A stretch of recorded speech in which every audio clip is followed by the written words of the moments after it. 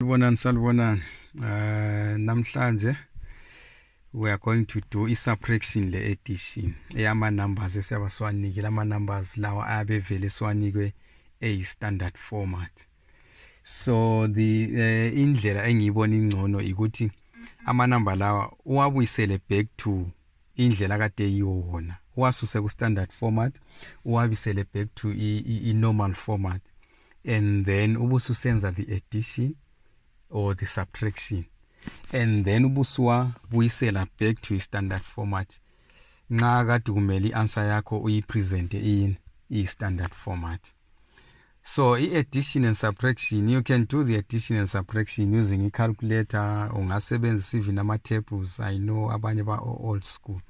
So for example, nansi isibonelo ngifake izibonelo ezingu-4 so that at least we can get understand ukuthi uhamba nje.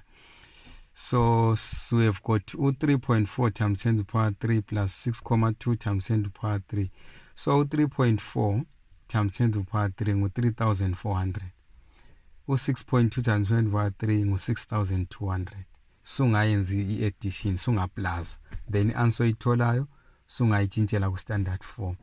Ukutshintshela ku standard form lokususa ku standard form sikwenzile ku lecture le esiyenze before le, if you remember, if you watched that. So if you can't see ukuthi kwenzakalani, buyela ku lecture eyakuqala lesson 1, then uzayibona. Second example, 9.17 times 10 to the power 5 ngu 917,000, then plus that's 7,450,000.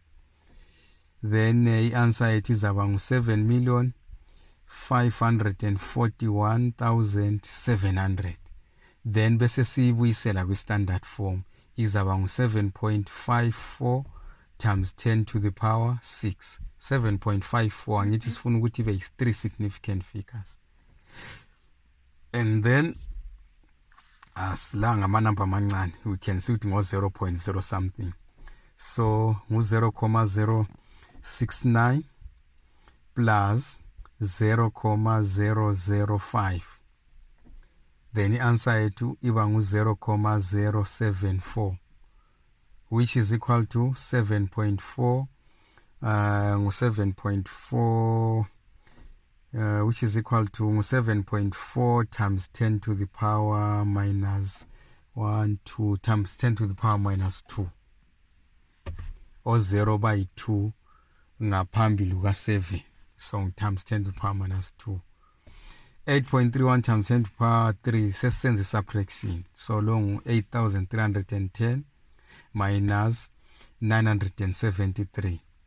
I-answer yethu iba ngu 7,337, ibe ngu 7.34 times 10 to the power 3. 7.34 si round off so that we maintain 3 significant figures. Then eyokugcina 1.1 times 10 to the power minus 3 ngu 0.011 minus 0.0087. I-answer yethu iba ngu 0.0023. Sesiyitshintshela ku standard form izaba ngu 2.3 times 10 to the power or 0 by 4 ngaphambili kuka 2, so it's times 10 to the power minus 4. So it's as easy as it is, kulula, as long as ungazama ukuthi uziconfuse ukuthi uhamba nje, kumele just ukhumbula ama concepts, turn it into ibe normal form, ubususenza the addition subtraction oyijwayele, then ubusubuyisela ku standard form usebenzisa lesson 1 besimenza. Otherwise I think elandelayo lesson sizakhangela multiplication le division.